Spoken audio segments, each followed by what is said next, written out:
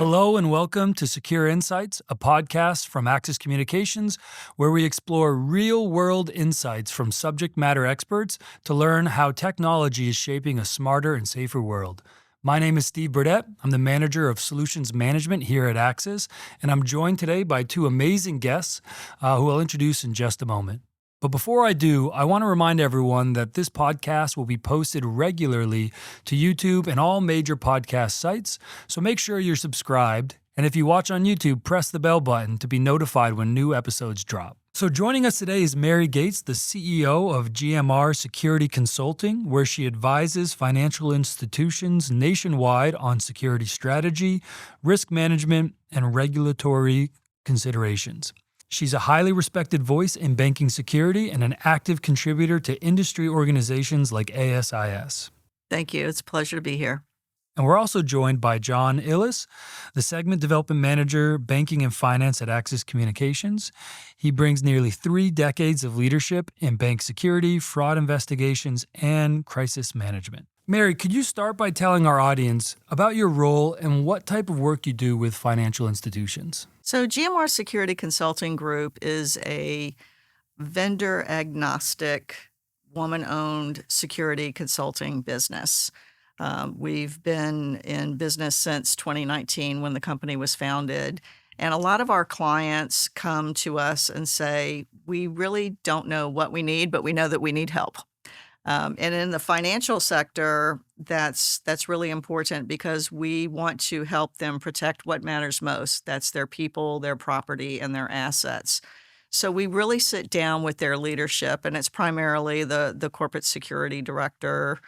Sometimes it could be the facility solutions manager, or it could be the chief risk officer. And it's really helping them understand what are the threats, the risks, the vulnerabilities that their organizations face.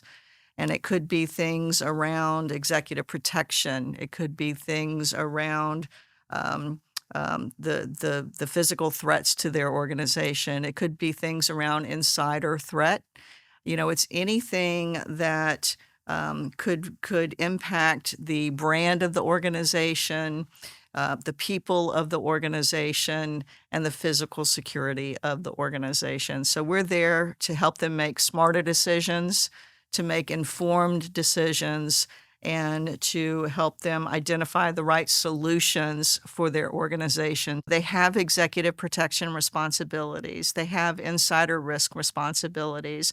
They have responsibilities for the physical security of the organization, which could be, you know, what are the cameras that we put in? What are all of the different security countermeasures? You know, what are the access control systems that we put in? What are the solution designs that we need to put in?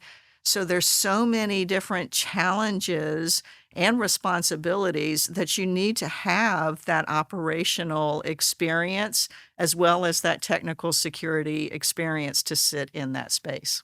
It kind of lends itself to a good question in terms of how do you think bank security and the threat landscape has evolved over the past decades? For me personally, I've seen a lot of change within the last decade. Bank robbery has declined while we've seen it increase tremendously in workplace violence, incidents involving customers, you know, being accosted as they leave a financial institution, after-hour assaults. You know, it's a changing landscape. The threat levels has changed over the years.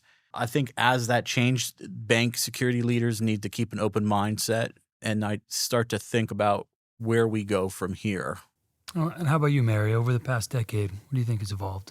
I would agree. You know, there's been this move from robbery to more complex threat groups that are out there. You know, everybody knows about jackpotting. Everybody knows about the hook and chain attacks. But I think too, we'd be remiss if we didn't talk about the age of permacrisis. You know, risks continuously stack, and there's no clean transition from one incident to another anymore. It's just this constant evolution of events that continue to happen. So there has to be the ability for a security leader and a security person to be able to transition those risk stacking events, and to be able to operate in that type of a climate. So being able to look at the analytical function and their ability to understand the analytical function, to be able to understand the behavioral processes that go along with that, and to utilize the tools and capabilities that are available and make use of those things, that's imperative to be a successful security practitioner in today's age. The tools available today are invaluable. For a security director, other security leaders out there, not taking a broader look at the available portfolio from that's available from a risk mitigation standpoint, Mhm. whether it's an analytic on a camera or it's a risk monitoring service that can alert you to some potential activity. I think those value adds Mhm. really do help the industry and should be considered by all security professionals today. Yeah, why don't we go that direction? What do you think are the most valuable tools that security leaders in the banking industry have at their disposal today? And maybe a follow up to that is, what are the ones you think they don't know enough about? I think that's a great question. So there's so many. I think the ones just from my old days, right? From me having sat in the seat of a security practitioner, so kind of stepping back now as not in the security consultant seat, but actually being a practitioner. The facial recognition I thought was one that was so beneficial, and then conversely, what could I do with that facial recognition imagery? So I think that's one that I think is very important as it relates to object recognition, because there has been such a shift in violence. There is, I think, from my lens, a need to be more proactive in preventing weapons from entering the workplace. And that needs to have more of a focus for security practitioners, just from my own personal opinion. The availability to have that analytic or those detection tools today is often overlooked when peers are out there and they're looking to upgrade their systems and what the capabilities today offer. If we sat back and we looked at what we want to achieve, I think it's very possible in today's age to, become proactive with equipment that we traditionally have just relied on to record items and refer to. I think today we take it to the next level. Not only can we do some type of business intelligence, but from the safety and security standpoint, I think object detection, weapons detection, facial, like we can start to configure these items to be proactive security tools, alerting us in a proactive real time way Mhm. that allow our teams, our SOCs to actually mitigate something right away and not have to wait for the responsiveness that we relied on in the past, which was, some type of phone call maybe, or even some antiquated type alert, and then the reaction starts. Yeah, I agree. Anything that can move a corporate security team from a reactive to a proactive function is a step in the right direction. Even if, let's say, if you're a corporate security leader who is just starting to mature your program, at least start in that way, right? Just start doing something with analytics, even if it's applying analytics to a spreadsheet. you know, Even if it's something as simple as that, learning how to understand what the data is telling you and then moving it into your technology, right? Because if you understand from an operational lens what the information is telling you and then taking that data and applying it towards your technology, you're making smarter, faster, more intelligent decisions so that you can become not only a more effective security organization, but you're doing a better job protecting your people and your property and your assets. And you can start small. You can start with a Absolutely. simple line cross as your first analytic. Maybe you're just looking for when somebody entered an ATM vestibule. Then you could Mhm. go to the next level. Maybe you add some type of loitering alarm that says, hey, if you've been here more than 5 minutes, get your feet wet and see how it works. And then once you've crossed that line, you can start to move to that next level analytic. Maybe it is a facial detection or some type of weapons analytic. And then you can build out a response SOP in your organization of how your team will react when these things trigger. I thought you brought up a really good point that it maybe depends on the level and the breadth of the organization, but sounds like education is a really important step for those who are maybe struggling to demonstrate why they should be investing more in their education or understanding it. Is there a good way for them to show their leadership an ROI using these? Like, how would they go about showing ROI that says we should learn more because if we can learn more, we can utilize more. And if we utilize more, we can then get this ROI. Do you think that's a metric or a means to help them create change? There's a lot that goes into the return on investment when you start looking at manpower, when you start looking at incidents and the ability to reduce the number of incidents, when you start looking at your network and your network capabilities and the impacts on the network. I mean, there's a whole host of issues that can go into the business case to support using analytics, using upgraded camera systems, using the solutions that you would put into place. And I'd love to hear. I know this is some of the things that you and I have had offline conversations about. Kind of your thoughts on this as well. Well, return on investment too is also, when you take a look at your current status of where you're at, you have to also consider the size of your team. Many of the smaller teams from the community banks, if they even have somebody dedicated, the regionals, maybe even some of the super regionals can be smaller teams. And you really need to think about, well, my team is this size.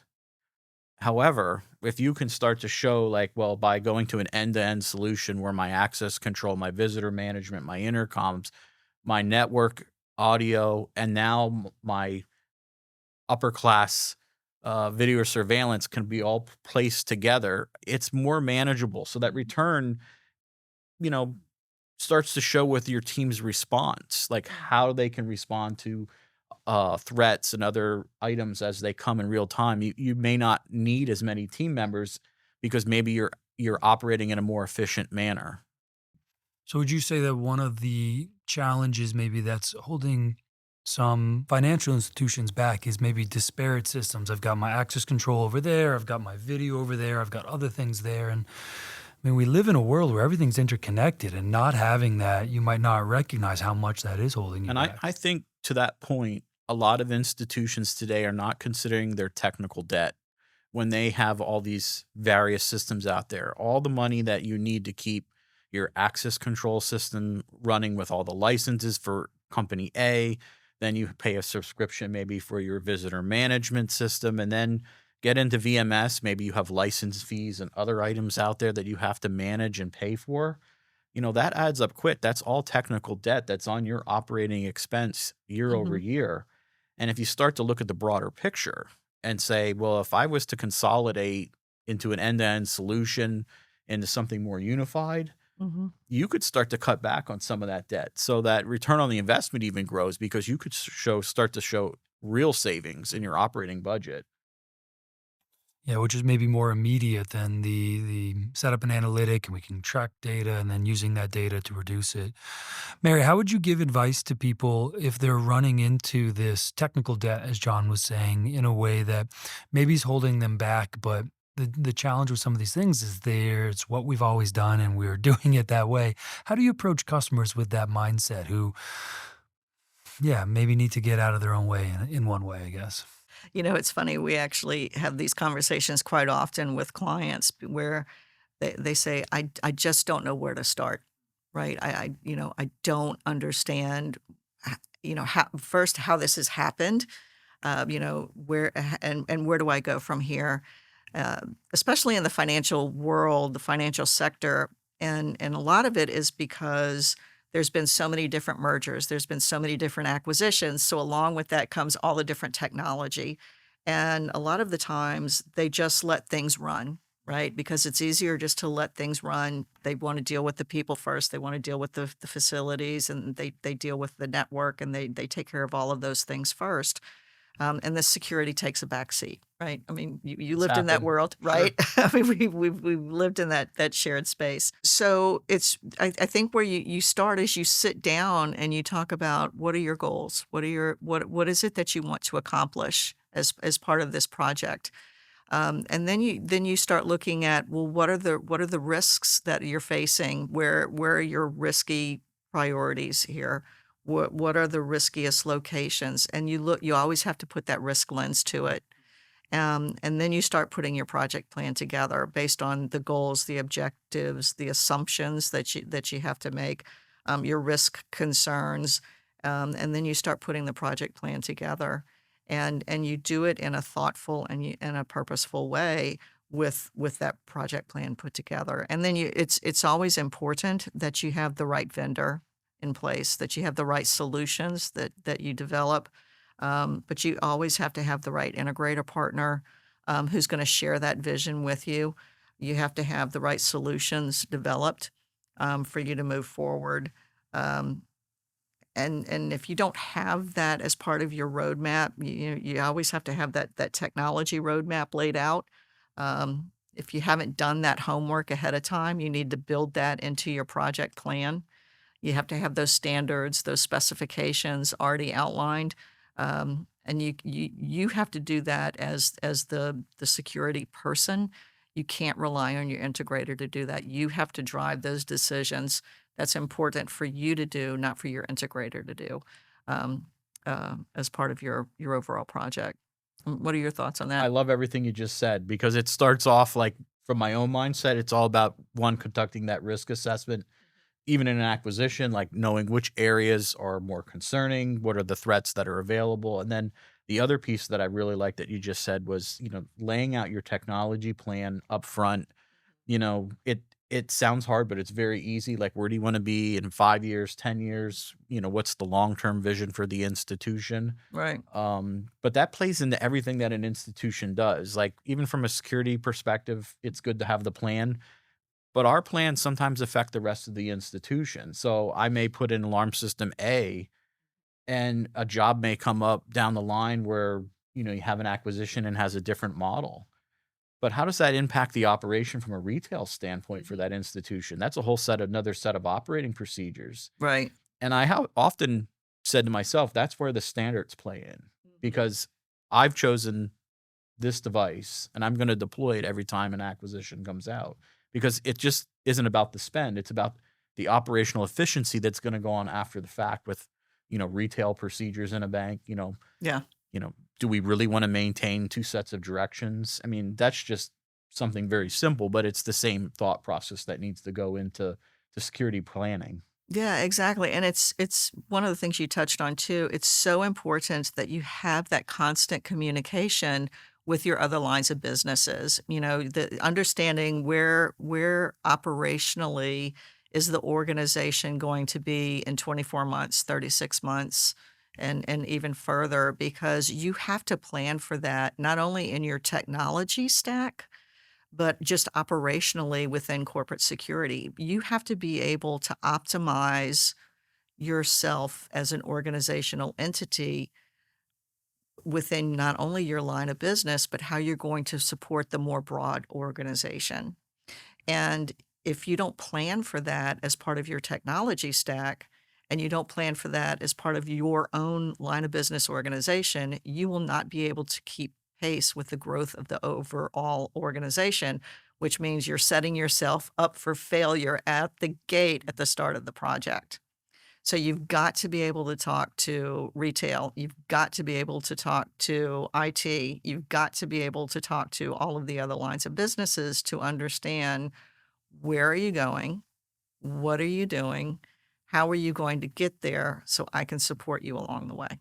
Yeah, and I want to dive into something that the both of you sort of touched on. One with the term maybe BI, but I think you put it in, what security does can impact the rest of the institution as well. And I wanted to maybe explore how what is generally perceived as security, particularly in a historical sense, cameras create recording, access control keeps doors open and closed, How might some of these technologies be used today in a sense that goes beyond security, that allows you to impact your retail, maybe your operations, maybe loss prevention or any other manners that matter a lot for the business, but then help those people who are generally, I'm security, I'm a cost center, maybe to demonstrate you can actually add a lot of value to your business as vision data and security in general are relevant information. Maybe something you can weigh in on. So the first part with business intelligence, I think from a corporate security, I think especially in banking, we haven't really embraced that a whole lot, but I think it offers a lot for banking. Number one, I think very simple items could play into banking real easy. Queue monitoring of your bank lobby. That's a retail operation. You can talk to your retail team real easy and say, are you interested in learning more about what's going on? We can heat map, where are the customers going in the lobby? All those things help transform the next branch design. So talking with retail leadership is an easy conversation, and some simple offerings very valuable for their time. Second, you go to your fraud team, you have a similar discussion, like what are the challenges that you're seeing? Maybe we offer up some type of facial recognition that allows them to better detect, fraud, more sophisticated fraud rings as they travel the country. Because fraud is a growing industry, and unfortunately, I feel like from the days I did fraud, we were always trying to catch up, and it's kind of unfortunate now, many years later, to see that the same fraud activities there. So, like, our business intelligence obviously can help the fraud team, and then I think the third group we often miss in corporate security is the IT team. Talking to them about how we as security people can assist them not only with securing their own infrastructure, but what part of the data analytics can we add that may improve their side of the business? Hmm. You talked a little bit, and we haven't really gone down this path yet. The IT side isn't just about securing their physical servers or other items, but there's also an important threat here on digital security. And to be mindful that if you're going to leverage a lot of these technologies, you're probably putting more things onto your network, and more things on your network might as well be open doors or potential threat vectors for bad actors. Anything that we should talk about here in terms of the importance of cybersecurity? Yeah, I think the first important thing is, and I think the large institutions probably have this covered, the super regionals, even some of the regionals have this covered pretty well. But I think there's a misnomer here that a camera is a camera and it doesn't need cybersecurity. But that's changed. Our cameras are, they're little computers. They're on the network. They're devices. They are just as susceptible as a computer, an ATM, anything else that's being connected. I think we need to, again, go back to the education piece. I think it's important for people to start to realize that you do have a responsibility now that these items are on the network, that they must be cyber secure. And you just can't take any old camera and expect that that's going to happen. I think it's very important today for security directors to start changing the mindset to, saying these edge devices, these sensors are now really computers. They need to be cyber secure, and I need to put a practice or a plan in place to keep them protected. And without doing that, we leave a vulnerability open. And I think it's important that we start to hone in on that today. I think a lot of people are overlooking that. They're thinking they're still stuck in that rip and replace mentality, pull camera out, put new camera in. And it's not that way anymore. Really isn't. Mhm. I would agree. I think this goes back to something that we talked about before, which is about education. It's all about becoming more informed and understanding, and the security practitioner's responsibility to understand what it is that I am responsible for. And there is such a convergence now between, and it's been happening for a while, right? The convergence between physical security and cybersecurity. We've been talking about it in the corporate security world ad nauseum now for, oh my gosh, probably 10 years. But the reality is it's not only here, it's been here.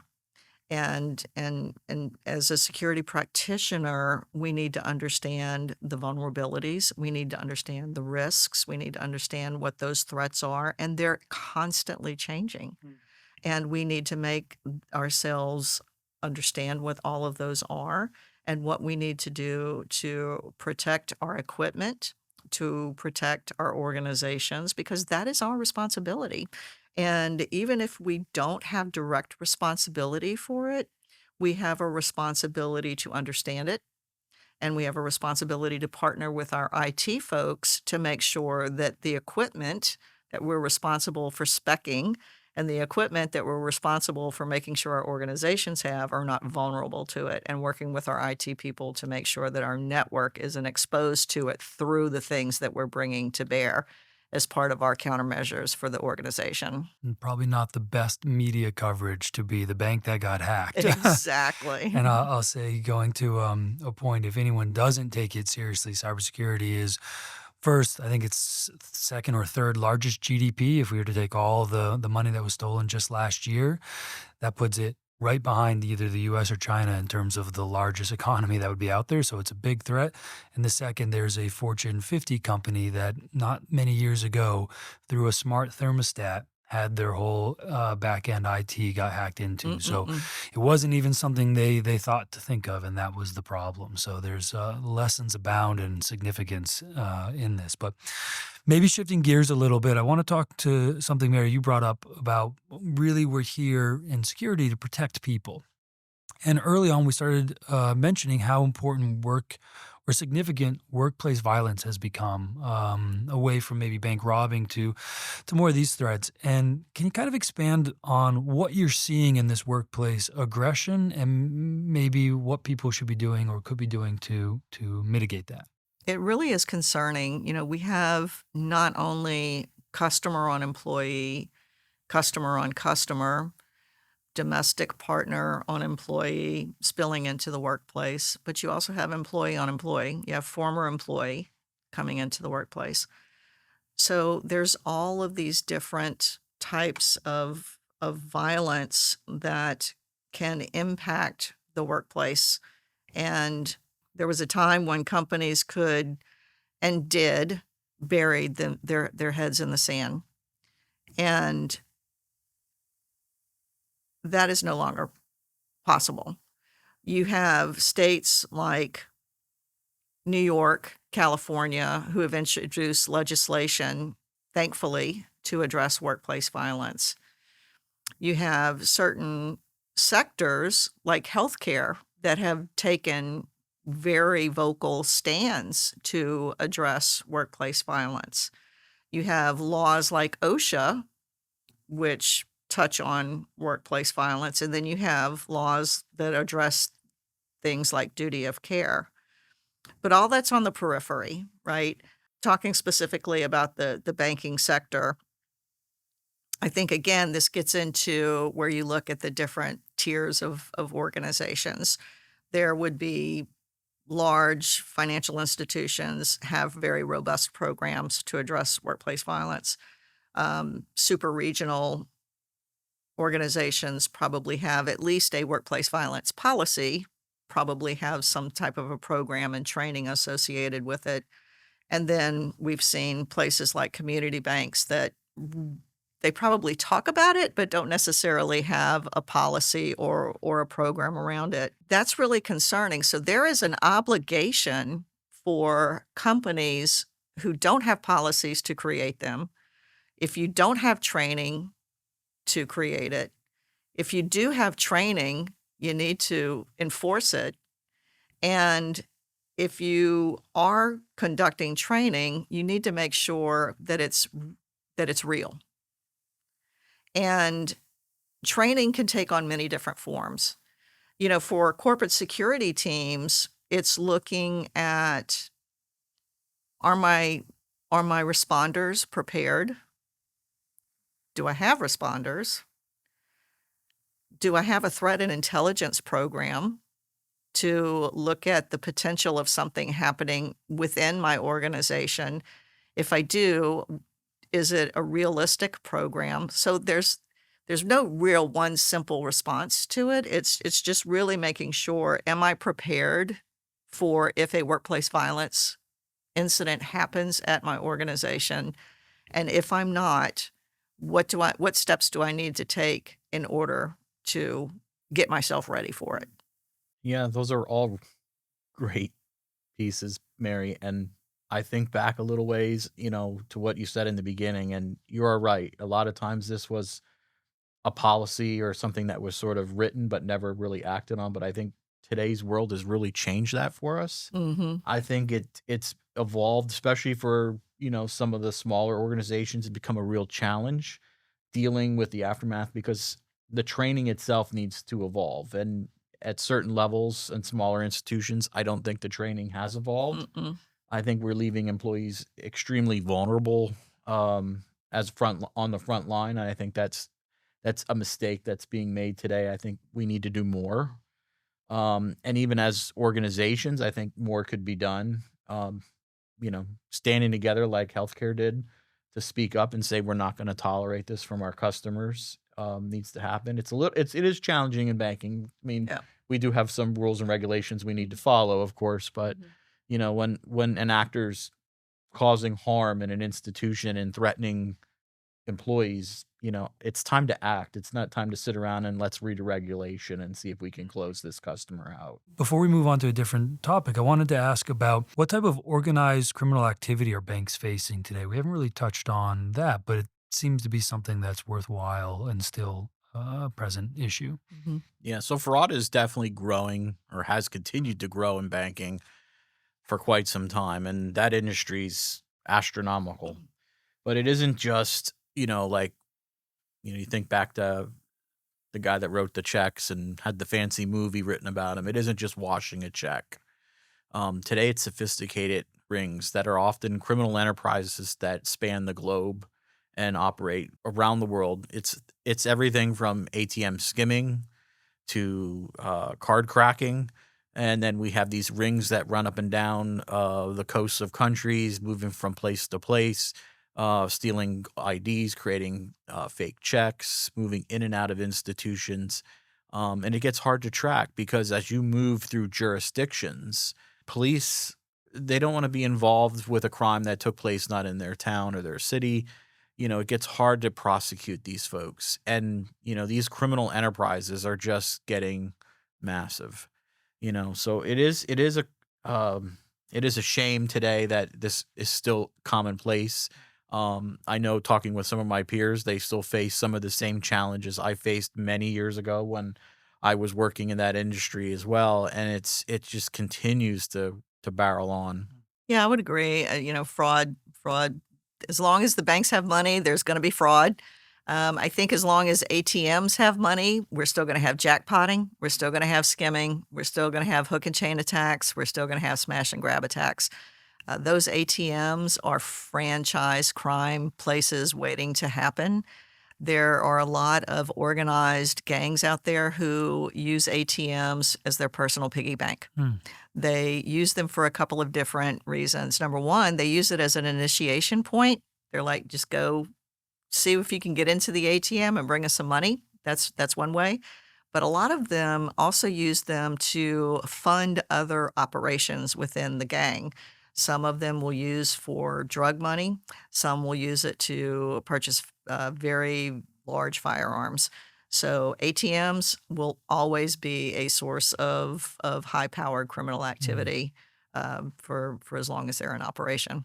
If you both had one thing to give to a security leader with regards to organized crime, what would be, if it's something they're facing or concerned about being a risk, what would be one step they could take to try to improve their exposure? If it has to do with ATMs or people coming into their retail store, what would be a good step for somebody to take? Uh, my biggest recommendation would be do a risk assessment on your off-premise ATMs. We will constantly have conversations with financial leaders about risk assessments. One of our services is conducting risk assessments for financial institutions, and we do risk assessments for banks, the branches, and the ATMs at the branches, but they forget about their off-premise ATMs. It's like they just don't worry about them, and I'm like, "Guys, you and ladies, you need to think about your off-premise ATMs because where are you getting hit? Your off-premise ATMs because they forget about them. They just don't think about them." And there are literally tens of thousands of off-premise ATMs all across just the United States alone, hundreds of thousands of ATMs across the United States alone, and a lot of them don't have camera coverage. They need camera coverage. They need to have more lighting. They need to have some of them need to have better keys. Some of them just need to be bolted to the I floor. I mean, how many of know. you found out there that It's where it wasn't even crazy. bolted down? Exactly. I mean, they're just really not protected, and some of them are just standing in the middle of a parking lot. Yeah, really helps with a business conversation. If you don't want to protect it, why even put it out there to begin with? Mhm. And if you're going to put it out there for a good business reason, protect it. Otherwise, you're going to have shrinkage or challenges to cause. Exactly. Anything you'd want to add? Well, I just would add that I think there is value for security practitioners, security directors to start to build relationships with their institution. I think so Mhm. often we don't want to build a relationship like in the ATM part. Like if we were to build a relationship with that ATM department or ATM team and foster a little collaboration maybe, we probably could have moved quicker to assess some of those risks or maybe even address it properly. And too Yeah. often, like, I hate to say it, we get in our mindset we know best and we're going to do what we do best. But sometimes it's worth being curious and Mhm. asking some extra questions to learn why things are done a certain way. You know, why is retail do something this way, but ATM does it that way? And I think we could probably all help each other if we just collaborated. And maybe that's a great segue to this final section, which is advice for security leaders. And so, for each of you, what are the top 3 priorities bank security leaders should focus on right now? So, I think number 1 is building that rapport. So taking out the security piece of it, number 1 is building that rapport. You need to have developed relationships across your organization, and that is just paramount because if people don't understand the role of corporate security within the broader infosphere of the bank, then why are you there? Right? You're there to help them be successful and protect them. So you need to have that rapport and that communication and clearly market not only yourself but your corporate security team throughout the organization. So I think that's priority number 1. Priority number 2 is really establish trust. And I think you do that through your rapport so that when you do raise the alarm, people will hear you. When you raise the alarm to say, "Guys, this is a problem. This is not something that we should be doing," or if you're raising the alarm about, "This is a market that we do not wanna move into," or, trust me when I tell you, you don't want to put a branch there because of X, Y, and Z," they will listen to you. Right? So you need to have that trust.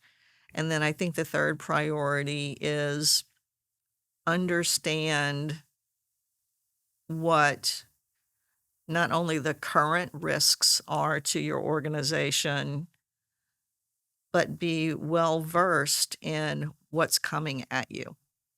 So lift your head up. Don't be just focused in the day to day, but become knowledgeable so that you can be ready for when the next big thing happens. That's great advice.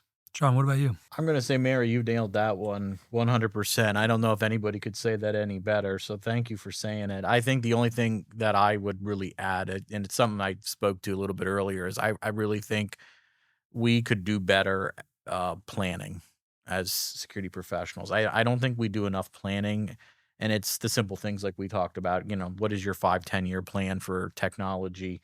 You know, when was the last time you looked at your SOPs for executive protection or response to a crisis, and keeping things sort of in play and correct. I think a lot of times we write these things, we put them in our folders and we say we're good to go. And when things happen, maybe things have changed and we're not ready for it. And that's the last time you want to come up with egg on your face is in a real crisis, because for that trust moment, you've just lost all credibility. You've had a robbery or something at a branch and had no photographs. Why? And then the questions will come in. So, you know, we don't want to diminish ourselves by not having up to date procedures. So I encourage people to take some time to sit back and kind of review where you're at, what your plan is, and make sure you're ready to go. That's great advice. Is there one security technology every bank should consider today? Me personally, for many reasons, I still believe we can do more with facial analytics. I know it's can be controversial at some point, but I think from a lot, not only the BI perspective, but I think we can do a lot with facial. We can identify a high value customer coming into the financial institution that maybe triggers an alert to the manager. Maybe we can track some of these sophisticated crime rings a little bit better than we've done. So I think those are value adds. I think facial adds a lot for banking. You hit the nail on the head for me. That's exactly where I was going to go. I was kind of waffling between facial and object. But at the end, facial wins out for me just because there's so much you can do with facial recognition, not only on the positive for your valuable customers who are coming in, but even just for the day to day with facial. And then where I think it can also help from the crime standpoint is the bad guy, right? The people who continuously come in to do skimming, the people who come in to do the cash out activity, the bolos, be on the lookout for this guy. All of those things. I think there's just so much that you can do with facial recognition that that's the winner for me. Kind of goes to a point you made earlier, which is shifting from reactive. Oh, we didn't know that person was this person to, for a bolo, it can be brought to their attention, or this is an important customer, and that high level of service or proactiveness in all ways is what a value add for And it that was a exists tough today. call too, because object Yeah. detection is definitely there as well. I mean, Yeah. today in banking, there's some great analytics out there to Yeah. detect firearms, and you know, I think they all play in, and I think it's They worth people do. considering. Yeah, very cool. All right, last question. What is your advice for people entering the security field, and maybe specifically for women? This is a male-dominated industry, and so what would be good advice for women entering this space or just people in general? Number one is find your organization, like as is ASIS, and get ingrained in there. And number two is find your people. Find a good mentor and a close circle of people that you can trust and rely on, and you can be nurtured by, and that you can grow with. Those are my two. Great advice. I think you're correct, and I think from my own perspective, having had a number of female employees that worked under me, I think mentoring is number one. They need to find a good, strong mentor that they can relate to personally and learn from. I think that's highly important, entering the space, knowing that it is a male-dominated industry and it can be a bit rough at times. But I think find your mentor is 100% on, whether it's your own security team or someone outside the organization. There are a lot of great programs out there, but finding somebody is top of list. And number two, trust your judgment. And I know this personally, like, some of the females I had were probably better than me at what they did. I know one in particular, and but trust your judgment, move forward with it, and you'll be fine. Yeah, I would think if I summarize what you have talked a lot about today, certainly being curious. There's a lot of threats that are evolving. There's a lot of technologies that are evolving. So if you stay curious, you have a really good chance Mhm. to add a ton of value, which is a great way for anyone to establish themselves in anywhere. And then I think that there's a ton of opportunity, and we talked about this as well. I mean, this is going from being a VHS in the back of the room to having intelligence all around the world and the data to back it up. And everything that goes with that means there's opportunity for change. And what you described to me today is the financial institutions haven't made this perfect yet. So there's always opportunity for new people to come in with fresh eyes and perspectives. Absolutely. So it's a great time for people to get into this space. So the last question I want to ask you today is, looking ahead, how do you see bank security evolving over the next few years? Well, yeah, that's a good one. I mean, and I know you can relate to this, but bank security has moved very slowly. Yes. It is a unfortunate piece of Mhm. the industry. Personally, I think in the next maybe 5 years, I can see a lot of security directors asking some very poignant questions about maybe how far behind they are and where has the industry gone and how can I catch up. Yeah. And I think that's where we're going to see in the next 5 years. I think security directors will start to see that there's more out there that they can rely on. And I think they're going to find value in business intelligent opportunities while doing that. And I think that's really where we're going. I agree. I think that's why we both laughed is security has not, unfortunately, kept pace with other lines of businesses within financial institutions such as marketing and retail who have been aggressively growing with their organizations. And unfortunately, security has fallen so far behind. So I think what's going to happen, in my own opinion, over the next couple of years is people will be saying, number one, how far did I get behind? What do I need to do to catch up? I think you will start to see a lot of people with gray hair like me bring in a lot of fresh eyes, like we've talked about today, and start to embrace change a little bit more, and really start to rely on some of the innovative technology, which really isn't that innovative anymore because it's been out there and available for some time now. Um, and really look to leverage technology, leverage analytics, and move much more quickly to bring in true SOC functionality, migrate from SOCs to GSOCs to fusion centers, and elevate the security program to I wouldn't say a profit center, but to an enabler of the organization. And so if you're a security leader in the finance industry and are looking to take the next step in elevating your security program, I think you've got two wonderful guests, experts here who would love to talk to you more and taking it to that next level. So please reach out to them. And that wraps up today's conversation. I want to thank our listeners. I want to thank our guests, Mary and John. Thank you so much for being here. Subscribe to the Axis Communications YouTube channel and press that bell button so you can be notified when new episodes come out. And if you'd like to learn more about anything that was discussed today or get in touch with your local Axis rep, either click on the link in the description below or visit our website at axis.com. Mary, John, thanks again to you for joining us today, and I really appreciate the conversation. And to our audience, remember, a smarter, safer world doesn't build itself. It takes ideas, partnerships, and the courage to keep innovating. Thanks for joining our conversation today. This has been Secure Insights.